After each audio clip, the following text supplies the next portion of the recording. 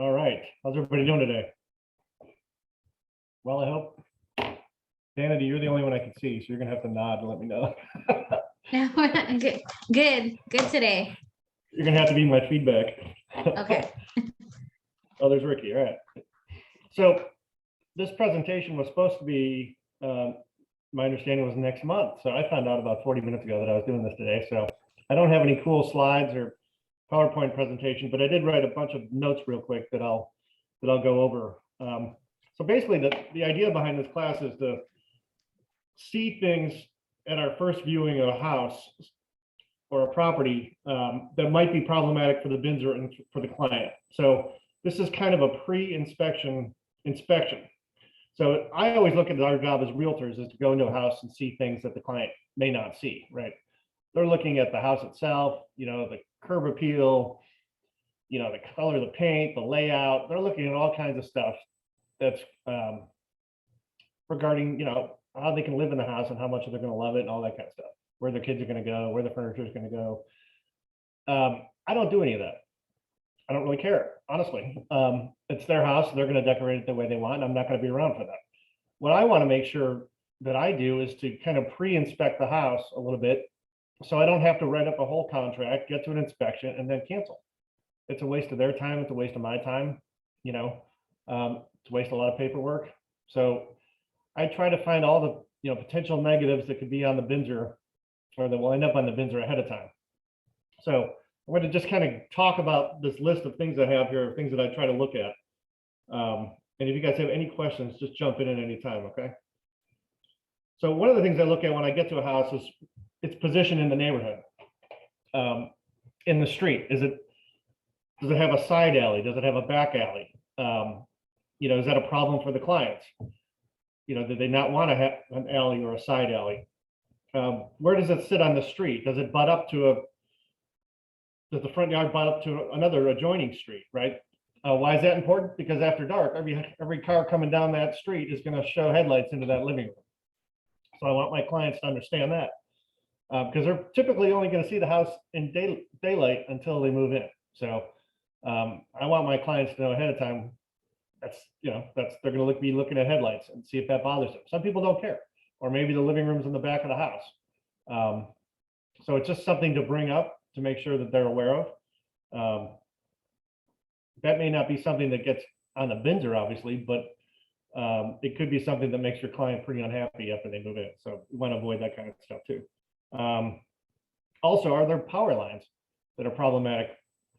I've shown many houses where there's those giant power lines, North Scottsdale, cruising across the backyard.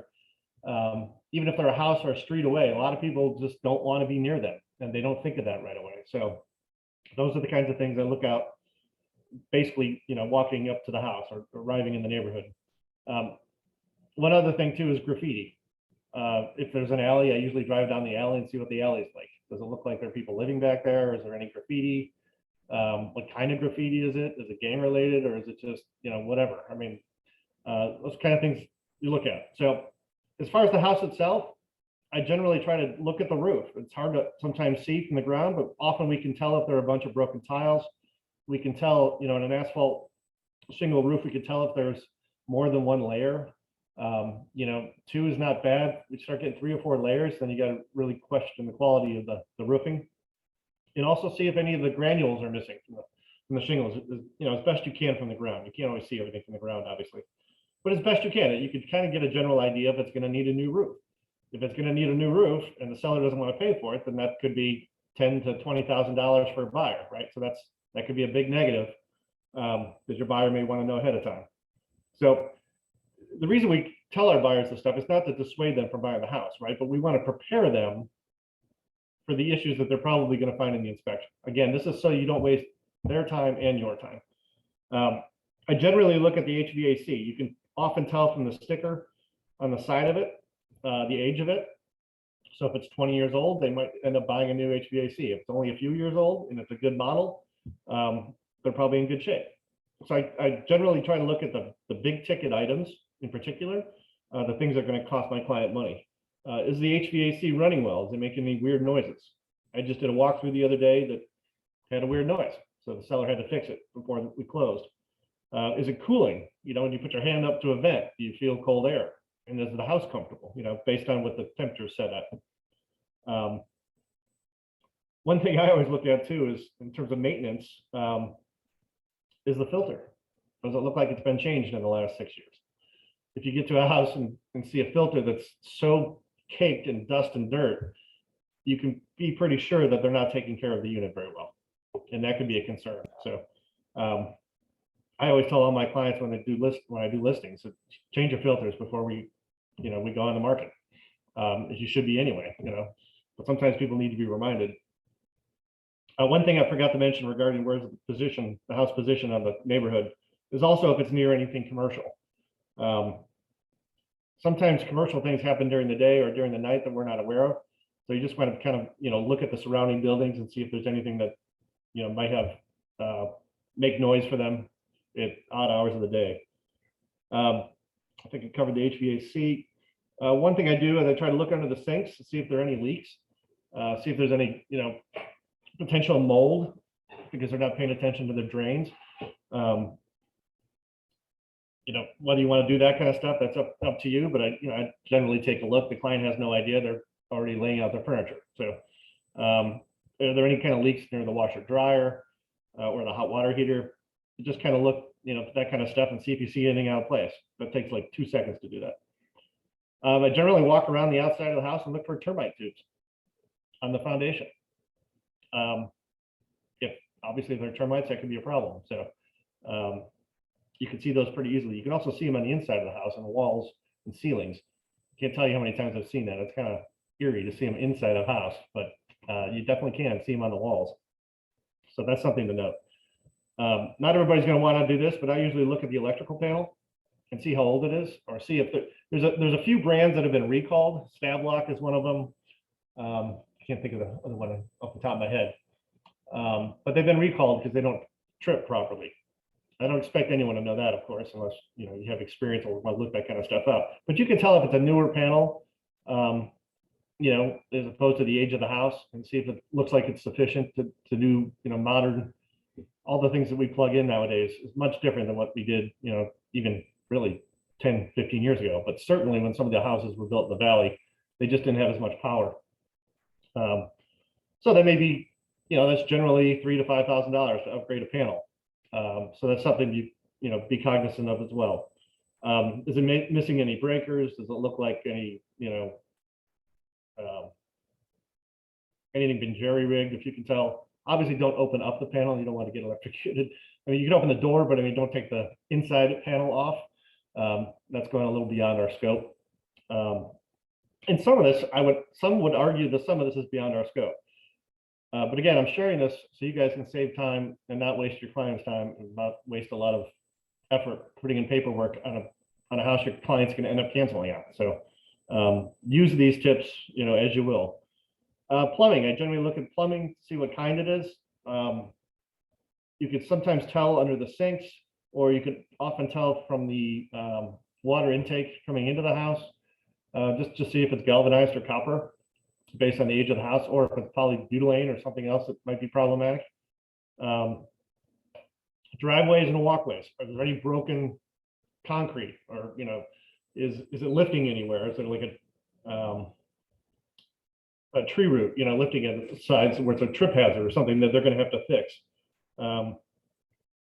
Again, it's just basically observing stuff that your client's not going to be looking at. Flooring inside the house. If it's wood, sometimes it could be buckling or it could be cupping, if there's been water on it, spilled on it, or there's been any kind of flood. Tiles can have cracks. If it's concrete floor, they can have cracks as well. The real concern with that is not so much cracks per se, but what's beneath the crack or what's causing the crack. So definitely houses with concrete floors, when you see cracks, you want to see if the crack is heaving and creating like a trip hazard. And it's not just a trip hazard, obviously, it's the foundation is shifting at the crack. Most of the time I've seen where there's cracks, it's just a hairline crack, and there's no heaving of the concrete itself. It's just, with expansion and contraction, the soil temperatures and all that kind of stuff, and with age, sometimes you just get cracks. That happens. I would imagine most houses in the valley have cracks in their floors. beneath the floor that we actually see. So we just have no idea that they're there. But if you do see like a place where there are cracked tiles and stuff, it is something that could be concerning. That's happening beneath the floor. Ceilings and walls, look for any kind of like water stains, anything that seems out of place. And obviously termite tubes again. I guess that's pretty obvious. I mean, if there's a stain on the ceiling, you want to ask if, when the roof was replaced, when the roof might have been repaired, obviously with the new leak, etc. I also look at, the things around the exterior of the house, like wiring. Very often people do their own wiring and they'll have, the Romex stapled around the house, but they won't have it in conduit. That's obviously a code violation. So that would be something that has to be fixed, something you'll want to notice. It also tells you a little bit about the cellar too. When you see a lot of stuff done that's kind of haphazard, you kind of wonder about overall maintenance and condition of the house, right? If everything looks perfect and it's been done right, usually you have a better feel. Appliances. Sometimes I'll turn on the stove just to see if all the knobs are working right, if it lights properly. That's getting a little involved, but it just kind of depends how long I'm there on some of these things. And then I had a house that I showed a client early this spring, and she really liked it. It looked great in the pictures, but it was close to my neighborhood. So rather than her drive down, I went and took a look at it. When I got there, I was pretty surprised. It was done, it seems to be like maybe by the owner or a handyman, and all the fit and finish was terrible. Nothing, the moldings didn't meet up properly. The kitchen counters were tile, but they weren't laid evenly. All kinds of things. The floor that was put in wasn't matching. There were big cracks in it based on the poor carpentry. It was just a terrible job. It wasn't done by a professional. So fit and finish is kind of important. We don't think of it, but unless our client's going to be gutting the house, it's something we should be looking at. So other things you can look at too is just the grade of the house. If the yard is all caving in towards the house, that's going to be a problem with rain and that kind of stuff. And then I also look at just kind of the back to the house where it sits on the street. I also look at neighboring houses. If there's an old car or engine parts on the neighbor's house, I will certainly advise my clients that it could be a problem to sell down the road. Resale is very important to clients. So if it's on a busy street, I will say, hey, you may be getting a deal, but you're going to be giving a deal too when you sell it, and it'll be harder to sell. So again, the key is to bring up as many things as I can ahead of time so they don't become issues during escrow. I just don't want to be in escrow if they're going to cancel anyway. So might as well get those issues out of the way. And then what happens is we get to the inspection and they're aware of all these things already, and they've already decided in their mind what they can and can't live with, right? Or what they will or will not pay for. So they go to the inspection very prepared, and basically they have a decision to make based on what the seller will or will not fix. So I like this method of doing this much better than just going to just writing an offer and going to an inspection and then ending up with a bunch of surprises and having the client be upset and cancel. I know a lot of people don't like to do some of this stuff, and that's okay. You don't have to do all of it by any means, and you don't have to do any of it. But it might be valuable for your time and for your clients to know a little bit about houses, learn as much as you can over time, and give them a heads up on stuff that you think might be a problem for them. I mean, an old realtor friend of mine said, you don't want to find your client the perfect house because you want them to move every 3 years. Well, that's one way to look at it. I don't live by that scenario. I'd like to find my clients the best house and perfect house for them, and hopefully they can live there as long as they want, raise a family or whatever. So to each their own on their own methodology. But anyone have any questions or anything? Again, sorry I didn't have a cool PowerPoint or anything, but I thought I was doing this next month. No Thanks, questions? David. No, I you mean, got, it's good information because a lot of times that we don't know this stuff. We kind of just learn it as we go and in time after tons of showings. But I have a question for Vanity or Anita or Eddie or Calvin.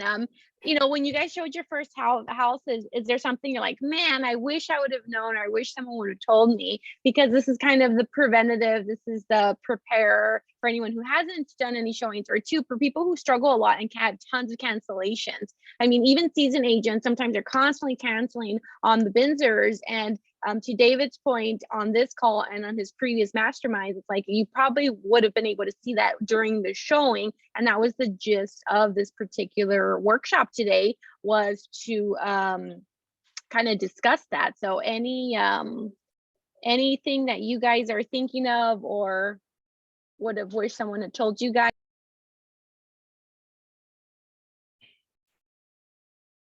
I'll add one thing too about the inspection itself. You want to go to those, and you should be at those, even if they're your listing. You should be at the final report. It's the best way to represent your seller. It's kind of your, it's not even kind of, it's your fiduciary responsibility, honestly, because that's where sellers often give up the most money, right? So I had an inspection years ago in a house I was selling, and I didn't think this house was ever going to sell. I was kind of shocked.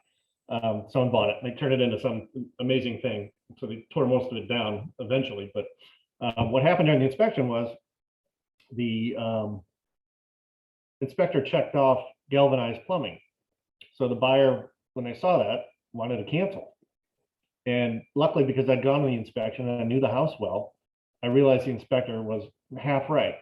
The house did have galvanized plumbing, but it had all been replaced with copper. And when they do that, they don't tear out the galvanized plumbing out of the walls, because they'd have to rebuild all the walls and re-drywall and everything. They leave the plumbing in there. So one little checkbox on the inspection report, and it was just the inspector forgot to check the copper box. It was just that simple. And me understanding that and picking up on that saved the deal. That little box could have changed that whole deal. And I could have lost the listing eventually, because it was the only offer we had in like 6 months. So so it's important to know the house that you're selling.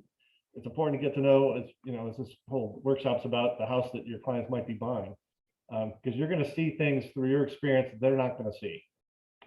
And they're not even looking at that kind of stuff unless they're oriented that way. Most people are not. They're coming in and looking where their kids are going to go, where the furniture is going to go. They're looking at lifestyle issues, and you want to make sure that you're finding them the house that it's not going to be a money pit. So, but the big issues, just to focus on those for a second. Obviously, the HVAC could be pretty expensive. A roof replacement could be pretty expensive. The electrical panel could be a few $1,000s. So those are the major kind of issues. And I would always ask your client too, what are things that that you're concerned about? What have you had to replace in the past that you never want to deal with again? Get an idea for your client, the kind of things they want you to look out for as well. So having done this, for almost 20 years, I have clients that are very, very grateful that that I didn't let them buy certain houses. They ended up finding the perfect house eventually. So again, open to any questions you guys have. Yeah, I've got a Leslie, question real quick. Sure. So I currently have a buyer, and she's a little bit, well, she's only approved for up to 290,000. So it kind of limits what she can afford. I found this home in Peoria. It looks really cute on the outside, but apparently there was a renter there before, and they just trashed the place. I mean, they have like a Dropbox with like the hidden pictures that they don't want the public to see. And I mean, they were hoarders. There's like crap everywhere, the actual structure of the house looks like all intact. So it does look like it'll qualify for FHA. But what I'm worried about with all of the trash and all of the stuff that the tenant left over, should we ask for them to maybe fumigate? Because I've had an experience where I've lived next to a hoarder, and I know cockroaches just love, to cause infestations, like where there's a lot of trash that hasn't been taken care of in a while. Yeah, cockroaches and mice and even rats. I mean, Yeah. you don't know what was in there, and you don't know what excrement was in there, either liquid or otherwise, so. I don't know, fumigation, that's an interesting question. You could, but what I'd probably do first is have a pest control company come out and see what they see, Okay. see how they can detect anything, or I don't know if they've got like swabs or anything they can test with, but you probably don't want to fumigate a house that doesn't need it, So I'd probably have a pest inspector come out first and just see what they see what they think was there. That's a really good question. And I would definitely have the seller's going to clean out the house, or? Yeah. So it just went on the market a couple days ago. So they just posted, just the public picture, which is just the picture of the house, like the frontal view. But I obviously saw the secret pictures to not the public. And it's crazy. Like, it's going to be a while before they can get all this stuff out, because like you can't even see the floors. That's how much stuff there is everywhere. And in the backyard too, like there's a big backyard, like the walls and everything look nice. So it doesn't look like they caused actual damage. It just looks like they were like legitimately hoarders and just have shit everywhere. Wow. Yeah, you're as long as your client knows that and is okay with that. I mean, but I would definitely do the pest inspection. Okay. I mean, you might as well, and just, she might, I don't know if you said it was a he or she, but they might want to sign up for, a monthly service for a while too, just to make sure, double extra protection, Yeah. It's a good question. Thanks, Natalie. Okay. Thank you.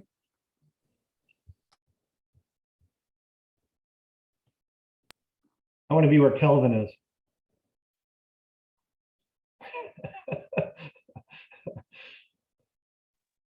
You're probably in your living room. What was that? Cool. I said, I want to be where you are. You're probably in your living room, but I figured nobody wants to see my living room, and then we moved to the patio. So figured I'd put a picture I took in Cabo. Cool, I like it. Anyone else got any other questions? Calvin, any questions from you? Have you shown any properties yet? No, we're gonna do the open house, the first open house with Eric in Troon on the 9th. So Don't start out small or anything. Right. I do have a question, David, and sorry if it's like a stupid question, but for anyone who's never like shown a property, what's the best way to show it? Like, I'm not the listing agent per se, clearly, but how prepared am I going to show the property? But like, well, come on in, take a look. Do you walk them to each room? Is there a particular guidance or bullet point that you could share? I recently posted a contest, by the way. I don't know if anybody's seen it on our Facebook group, but I was requesting if any agent was willing to show a house virtually. I feel like there's a certain art, and not a right way per se, but I think there's a really strong way of showing a house where you're doing its fairness and respect to the home. And some of us just kind of, I've seen agents just show it like, there you go, walk on in with the kids running around everywhere. And then some agents really do go through it. And a lot of agents have done their prep work. This house was built in 1965, They read what's on the MLS, and they kind of maybe did a little bit more homework. They text the agent beforehand. But a rule of thumb, if this is the first time I'm going to show a house, what is the proper way to show a listing? Really good question. So one of the things I do before I even go to the house is see where it's kind of situated on the block, right? If it's next to a, Palo Verde, power plant, my client's going to want to know that, and they're not going to want to drive all the way out there to see it, to find that out, right? So I try to look, in Monsoon, kind of where it's situated, and if it butts up to a street, I can do some of that stuff ahead of time. As far as getting to the house and what to do, as you mentioned, it is an art, not a science. So everybody's gonna have a kind of a different way of doing it. I always find it obnoxious when people say, "Oh, here's the kitchen," and wave their hands. Like, well, yeah, well, no crap, right? I mean, yeah, this is the kitchen. Everybody can figure that out, or the master bedroom, etc. So it's important to know your clients I'm blessed to work with clients that aren't particularly dumb, so I don't have to explain a lot of stuff. A lot of it kind of explains itself. And that gives me the opportunity to go through my, the list in my head of the things I want to look at, like the air conditioner and that kind of stuff. So I'll definitely walk the house with them, but I generally am pretty quiet. I want them to get a feel for the house. They need to feel like it's going to be their house, and if they think that I'm like selling them, I don't know. That just never appealed to me. I don't like being sold, so I don't like to tell people, to sell them per se. Houses generally, in my opinion, sell themselves anyway. A person's going to know when they fall in love with a house, just like a person. If you have to sell a person to somebody else, it's probably not going to be a good relationship for a long time, right? We get natural instincts regarding that, and people do when they see houses. And that's why I think it's so important to go through the list of things that they may not be thinking about, and do those, do that research for them based on experience, because those are the things that are going to bother them 2-3 weeks after they move in, right? You want them to be referring you for having found the best house in the world, not hating you because, they're at the end of a street and they get headlights in their living room every night. So, but everybody has a different way to do it. There really is no wrong way per se. It's a matter of knowing your clients, and some clients are different. Some are hyper and they want you to point out every little thing, and others will just come in. And I mean, I've worked with a bunch of couples where the guy just doesn't say anything. He just comes in and then he looks around for 15 minutes, and I'm like begging him to give me some feedback, and it's just all about different personalities. So I basically just know your client, know what they're looking for, and try to mold yourself, to what they want. Did I answer your question, I hope? Yes, definitely. Thank you. And that's, I know. that's just my style. So. Yeah, I mean, for the most part, I think as time goes and as you season in the industry, you'll not perfect, but you'll kind of mold to your art, like David said earlier. I do like the tip that you drive. One of the things I remember hearing Alan when clients would want to go see specific houses, especially in really unique areas that they weren't really even looking in, he would say, go drive the neighborhood at night. Just so that you get a feel for it. And then a lot of times they would even end up removing it off the list. So the danger zone, I think, is a lot of times too, is we show every house. So then we don't even do a lot of homework on the property because it's like one of 20 houses that I'm showing. So it's just like, all right, let's just put it on showing time and the map and let's go see them. And then they just pick the house they want. But any tips or suggestions on how to help and guide clients who are just wanting to see every house, especially first-time home buyers? They're a little bit more up to it. And you have to keep in mind, it's your gas, it's your time. And then they're just gonna get frustrated. Like, there's no house out there for me. And then you end up in that route. So that happens a lot to a lot of us to this day. So any tips or suggestions in regards to that, where clients just want to see everything, and any skill set that you could suggest? That's a really, really good question. And that's a good prep situation too. So knowing your client, what they're looking for. So we generally get a criteria from a client of things they want, right? Probably at least 50% of which we can't search for on MLS. So we have to broaden the search. So certain things they want, like fireplace, I can't think of it. I'm trying to think of something that we definitely can't know from MLS. But anyway, you guys know what I'm talking about. There's certain things you can't search for that clients want. So keeping them within their own criteria is important.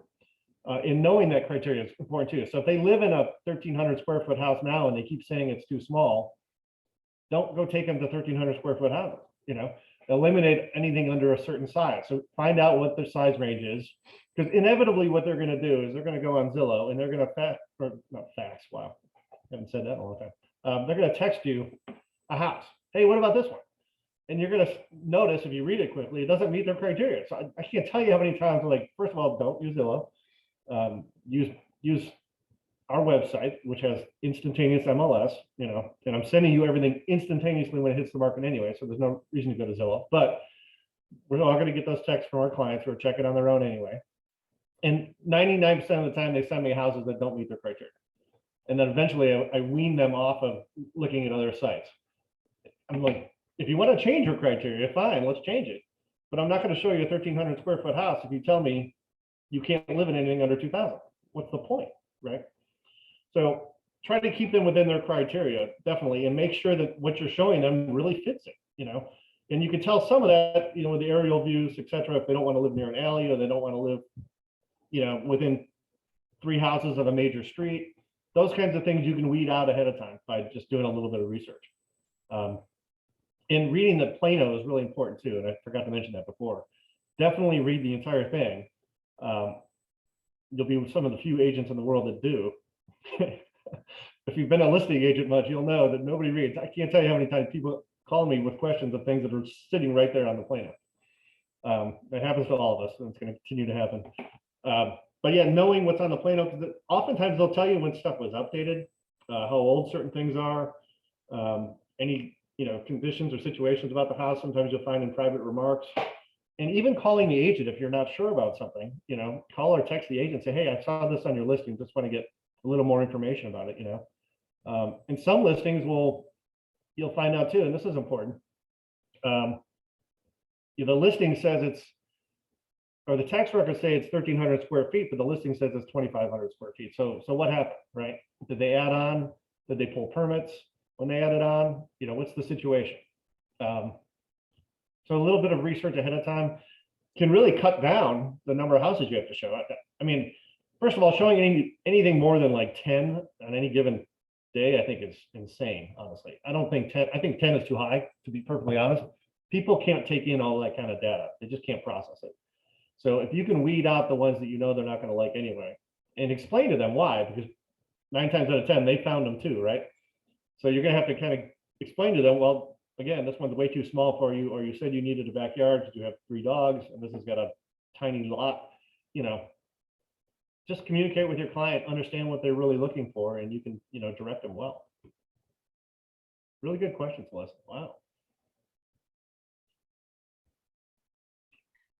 Well, those are just the mistakes that I made when I was showing properties. I showed every house in there, bro. Like, you name it, I'm gonna go see it. And it's just one of those things. And then I noticed, like, even in TV shows, sometimes they're showing the houses, so many real estate shows on how they show properties. I've been around agents who are showing a property. I'm like, wow, like, good job is what I want to tell them. Like, I want to be able to show a house the way you just did. Or we always start with friends or family, and sometimes those can be the hardest clients because they're even pickier. And I just had a conversation with an agent yesterday, and I was like, well, they're looking for a unicorn because the average price point now is $450. So as much as it's $500,000, right? So to me, it's extremely expensive. And when I was buying houses just a few years ago, the average price point was $250, so that's where it was like, I wasn't expecting a golden sink, but for $500,000, yeah, I want a little bit more. So shifting the mindset of the client, because of the average price point now, is an art, and you have to perfect it. So showing a property and giving the respect to the home is also an art. So figuring that out, perfecting it is key. And the sooner you do it, the better as a brand new agent. So to me, I love this workshop. So thank you, David, so much for coming up with the idea and teaching it. And to anyone who's now really like, what is this unique topic? I can show a house. You'll be surprised. You do end up needing to figure out a lot of things that are going to help prevent some of the obstacles that you might end up facing.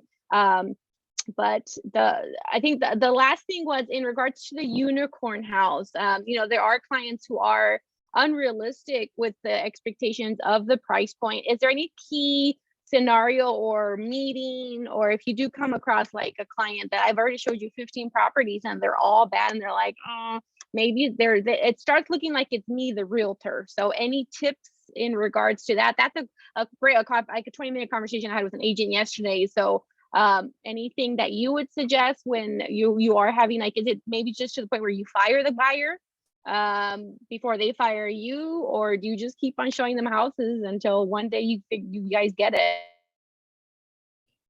I generally give clients like 2 to 3 times out to learn a little about what they give you their criteria up front, right? But my brother, who was a realtor for like 30 years, always said buyers are liars. And not because they're telling lies, but because what they want changes often. They'll fall in love with the house. I swore I'd never live in a house without a fireplace or aluminum wiring. I have neither a fireplace and I do have aluminum wiring. So I myself changed because of the house that I wanted and was looking for ended up being perfect, but for those things, you know? So they're not really lying, but their criteria changes. And that's important to know that. So after showing a few houses to people, you know, 10 or whatever, we'll have a pretty good idea of what they do and don't want. If we don't at that point, if they're just asking you to get in the car every day to go show them stuff randomly, then they're probably not a serious buyer. You know, you could suggest that they go do drive-bys or, you know, limit the criteria a little bit better, you know. So I had one client years ago and I showed her houses for 4 years. It was about 2 or 3 houses every couple months for 4 years. She wanted to live in a certain number of blocks and was looking for the perfect house. But I found it for her finally. You know, it took a while, and it was a great sale, and it was a great client. But it just took a long time. She had a very specific criteria. So knowing what they want and not just showing them things they don't. You know, if they want, you know, ground floor, don't just show them 2 stories. You know, just learning that criteria with every house you show and developing it further is just really important. So, I mean, there are always going to be some clients we don't click with, that, you know, that we may have to say goodbye to over time, and just be reasonable with them and say, look, you know, what you're looking for just doesn't exist. You know, you're looking for a, you know, a Tudor style house or a Victorian, you know, sorry, we have like 10 of those. It's just not going to happen. So keeping them realistic and limiting their expectations, you know, is all part of the education process, honestly. And some are willing to be educated, some aren't so much, and you just have to decide what to do at that point. So. And then just a reminder to everyone, when we send in your sync logins, and if you're a KV Core user, you might have not received this, you do receive the LP Mom concept. And if you go into our academy, we're huge on the LP Mama script, writing out the location, the motivation and whatnot. But there's also a fun little sheet that we have, which is LP Mama broken up, right? But in the back is designing the house. So it's key questions. So we're just doing it with the concept of putting it into the CRM for them to get home alerts, or for some who use the MLS directly, right? But these are like the moments, those key questions, like David said, if the house is too small and they live in a 1,300 square foot home and they're just giving you a vague description because not everyone really knows. And some 2,500 square foot homes are so all shaped uniquely that the space isn't even there.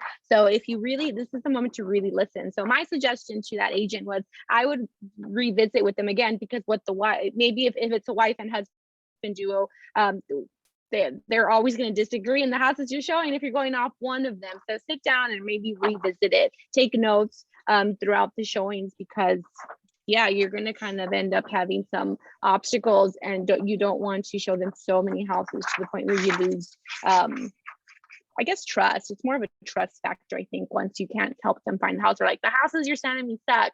And it's like, well, that's the exact area you want me to send you, right? So that I had a friend actually who I ended up referring out to a client, another agent. And I put her exactly where she wanted, the exact things, no pool, no HOA. Those are like the 2 must knows. And then the square that she wanted to be in the city. And then the agent that helped her, to me, was a kind of stronger agent. And then he ended up showing her houses way outside of the area. One did have an HOA and it didn't have a pool, the house she ended up with, and she loves her house. So that just shows you where it does take time, months, years for you to perfect that conversation in a sense. But I just wanted to kind of remind everybody about this little cheat sheet. Kelly with Magnus can print them out, or you can print them on black and white here at the office.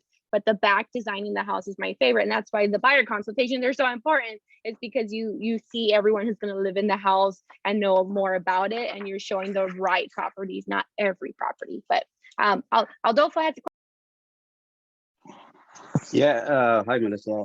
I just wanted to add to what Dave was saying that, yeah, I know from my experience when I was in the beginning stages of showing homes, I was excited just to show every home, and you know, it's you know, you're new to it, and it's something new, and but eventually it gets old real fast.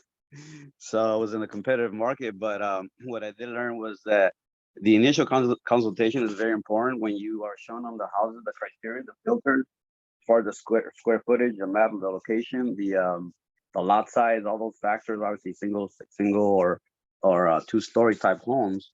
But when you also go and show them the homes, just ask them when you have a moment. Sometimes you don't really have the time because it's 10-15 minutes. When you do a showing, but between one of those showings, maybe schedule a little bit longer so you have the time to talk and ask them, okay, what did you like about the first house? What didn't you like? Then the second house, kind of go over each home that you have seen. That way you start kind of getting an idea of what they're looking for, because sometimes they don't have any idea what they're looking for until you start seeing homes.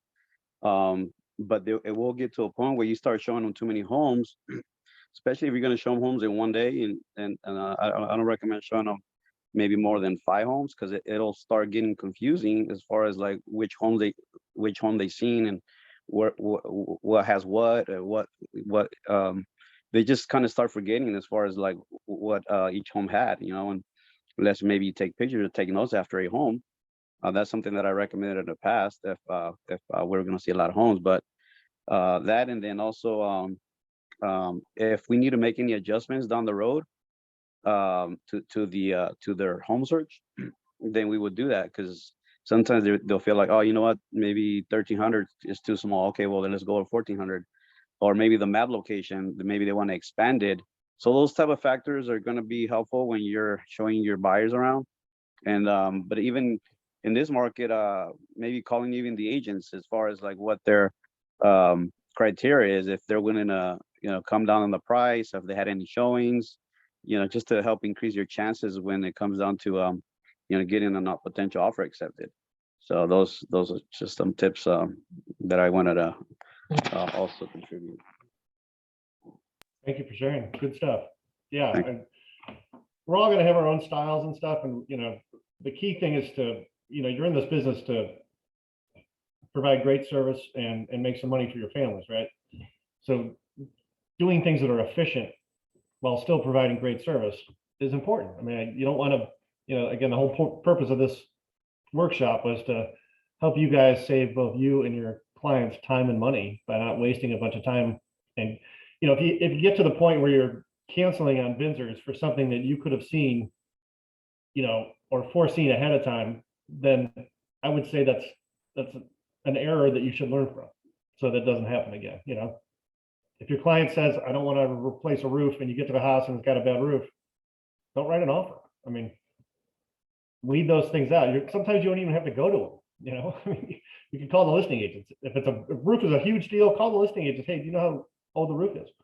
Some of that research you could do ahead of time and save yourselves time, money, and aggravation, because it's a bummer canceling a deal. You get all excited. I mean, big dopamine high when we get an offer accepted, and and then it's a big buzzkill when we turn in a Binsr, especially for something that we could have foreseen and avoided. So, One, it's costing your client money, the home inspection. yeah. Yep. And I have one last question, one last comment. One of them being in the buyer seller guides that we get from Kelly at Magnus. I don't know if anyone's actually looked at every sheet. I did the other day. I had like skipped through and I got a gist of it right, but I've never gone through every page. One of the fun ones was the home comparison checklist that's in there. You can compare up to 4 houses. And it had like even roof age, roof condition on there, and it has other criteria factors. So this is something where, in your business blueprint that you can develop and perfect that you're looking for. We have these generic ones per se, but if you reach out to Kelly at Magnus and tell her, hey, can you make me something similar to this, but with these questions, and then give these to my clients. So I would personally create little booklets off Word because I didn't have fancy Magnus with free marketing then. And I would just print black and white, and I would write down the key things that I knew my client was, and I would put it right before the MLS plano. So I had my private one, and I would give them the public one because these were like people like, I want the MLS plano type of people. So I would take notes before each one. That's like your homework. I didn't even give them a clipboard because I was showing them a lot of houses. But I really like this sheet, this particular sheet. That was kind of cool. Fun fact there. My last question for you, David, is showing an open house property. My first time that I did my open house, I was so excited, like Adolfo said, and I would go into the room. So I would be like, this is my favorite bedroom. And then I would show, and then the agent, luckily that was shadowing me, she's like, hey, next time don't go in the room. Because I went before the client, because they can shut the door on you, right? So we don't think about the safety standpoints of things. So having said that, what's the best way to show a open house home? Because one, you end up with multiple traffic sometimes. Choose the safety standpoint of things, and then three, you are technically the assumption is you're representing the seller. Our goal is to find potential clients, but what is the best way to show a property at an open house when we are the host? So that kind of comes down to style as well, right? And personality. So again, I don't like to treat people like they don't know what a kitchen is. So I don't feel like I have to point out stuff that's obvious. I will point out special features that they may not be aware of, or things that I'm aware of that this particular house has that neighboring listings don't, that kind of stuff. And I'll generally do that when they walk in.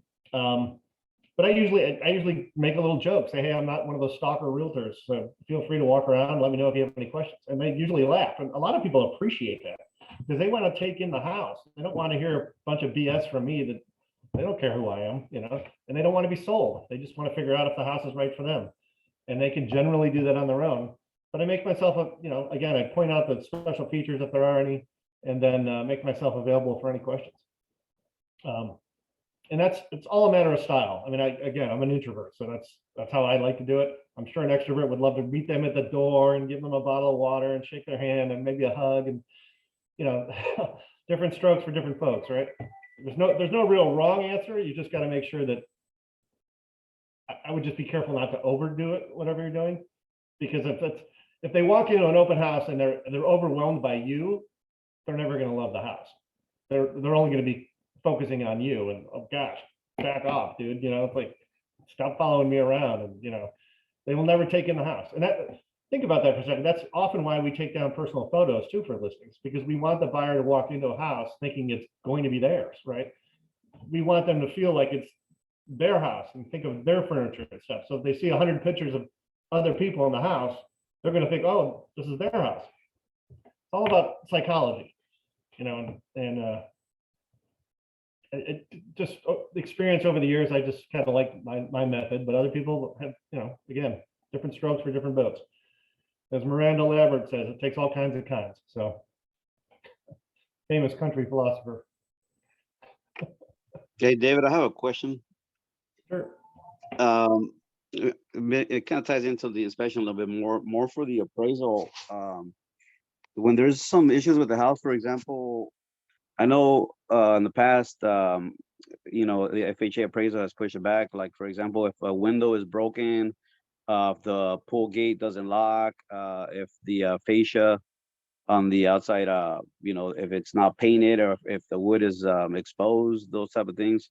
What are some additional things that might kick back the appraisal to reject it or to get that item corrected?